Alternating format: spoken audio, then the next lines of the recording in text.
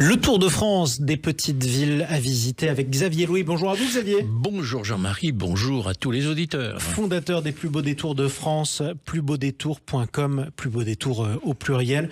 Alors au début de ces chroniques, mon cher Xavier, vous aviez révélé le goût particulier des Français pour les randonnées, notamment pédestres. Et dans cet esprit, vous nous suggérez ce matin des plus beaux détours qui proposent des randonnées plus sportives. Un petit peu plus sportives, oui, on va même aller vers du très sportif.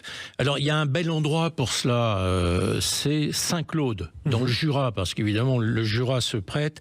Il y a des sentiers qui vous mènent vers des cascades époustouflantes, des forêts d'épicéas, des vues panoramiques spectaculaires, les fameuses reculées qu'on a dans le Jura, ou des ascensions de falaises, là pour les plus sportifs, de passages vertigineux avec beaucoup de dénivelé, comme on recherche aujourd'hui.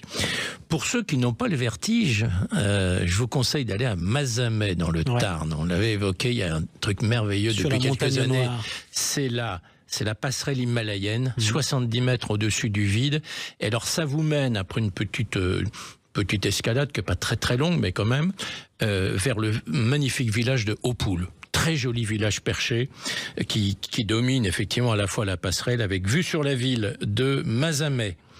Et puis au nord-est, toujours en restant, c'est Mende. Évidemment, Mende aussi, c'est un bel endroit. Il y a un sentier d'interprétation du Causse avec des informations sur l'écosystème, sur les témoignages de la foi locale. Donc on trouve des chapelles notamment.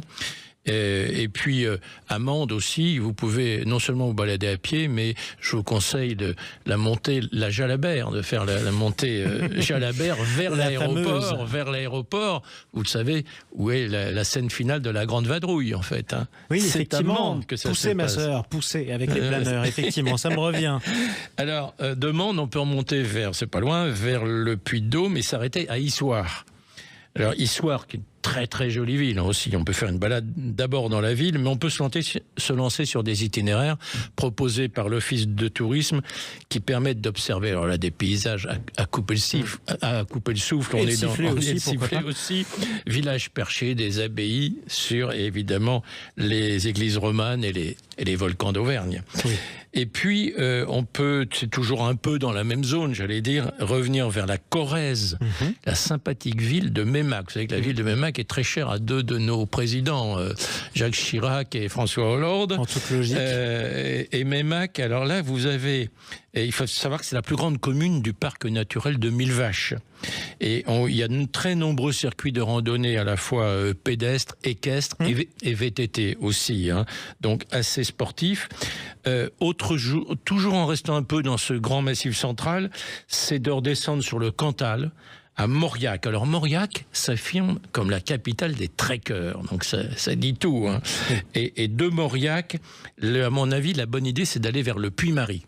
Alors le Puy-Marie, vous avez une balade, vous avez en plus une vue à 360 degrés sur effectivement les monts du Cantal, le Puy de Sancy et le plateau, même on aperçoit le plateau de Millevaches.